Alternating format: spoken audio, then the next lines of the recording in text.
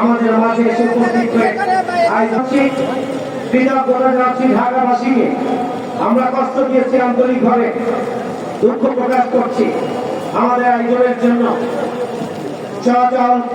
চলাচলে কষ্ট হয়েছে, কিছুটা জ্ঞান বৃদ্ধি পেয়েছে। আমি আন্তরিকভাবে আপনাদের কাছে ক্ষমা প্রার্থনা করছি। এই অনিচ্ছা সত্ত্বেও আপনাদেরকে যে কষ্ট দিয়েছি সেই জন্য। সংগ্রামী ভাই বন্ধুগণ, আমরা প্রধান অতিথির কথা শুনবো। আমরা প্রধান অতিথির বক্তব্যের পরে প্রধান অতিথির নেতৃত্বে আমরা নাইটেঙ্গেল মোড় হয়ে আমরা আমাদের মিছিলের কার্যক্রম আমরা শুরু করবো ইনশাআল্লাহ। আজকে বিক্ষোভ পরবর্তী আমাদের মিছিল হচ্ছে প্রধান কর্মসূচি। শেষ পর্যন্ত সাংবাদিক এবং সর্বস্তরের ঢাকাবাসীকে আমাদের এই মিছিলে সম্পৃক্ত হয়ে মিছিলকে সফল করার জন্য আমি আপনাদের প্রতি বিশেষভাবে আহ্বান জানাচ্ছি।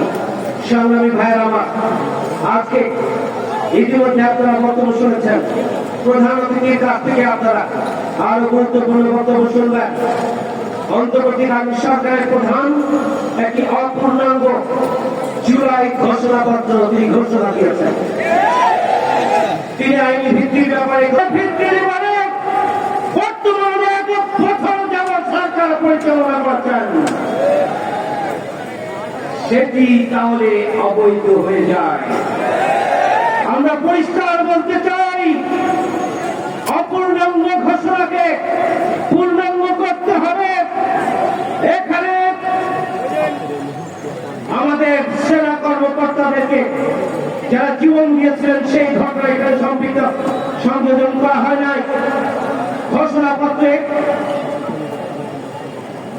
ছাত্র চত্বরে নির্মম হত্যাকাণ্ড সংযোজন করা হয় নাই। শাহিদি সাহেবের হত্যা করা হয়েছে।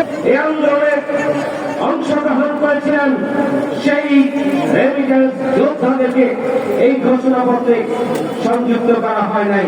আমরা পরিষ্কার করে বলতে চাই, এই অপূর্ণাঙ্গ ঘোষণা পত্রে দেশের জনগণ মানে না।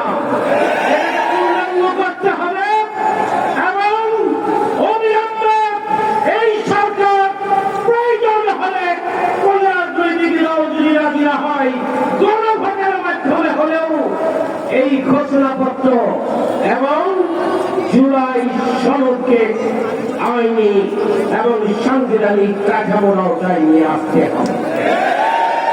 সংগ্রামী ভাই আমার, মাসের পর মাস অন্তর্বর্তীকালীন সরকারের পক্ষ থেকে ঐক্যমত্য কমিশন তারা মিটিং করছেন, খাওয়া দাওয়া করছেন।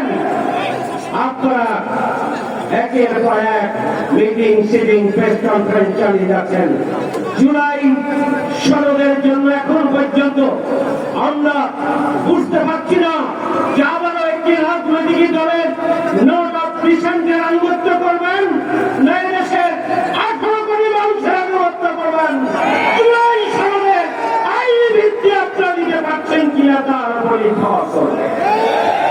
এই জন্য আমরা আজকের এই সমাবেশ থেকে আমরা স্পষ্ট ভাষায় বলতে চাই, জুলাই সনদকে আপনাদেরকে আইনি কাঠামো দিতে হবে, প্রয়োজন হলে গণভোট দিতে হবে, প্রয়োজন হলে আপনারা এদেশের জনগণের ম্যান্ডেট নিয়েই জুলাই সনদের আইনি ভিত্তি নিশ্চিত করবেন। কোন বিশেষ রাজনৈতিক দলের আনুগত্য করবেন না। তাহলে আপনারা আন্দোলন দেখেছেন, জামাত ইসলামী, ইসলামী ছাত্র শিবির 18 কোটি মানুষকে নিয়ে যদি আর পদে নেমে যায় তাহলে ওই যমুনায় আপনারা কেউ থাকতে পারবেন না। সেই জন্য শেষ পর্যন্ত আপনারা আর জনগণকে বিকাশ করতে হয় এমন কোন তৎপরতা এবং ভূমিকা প্রদর্শন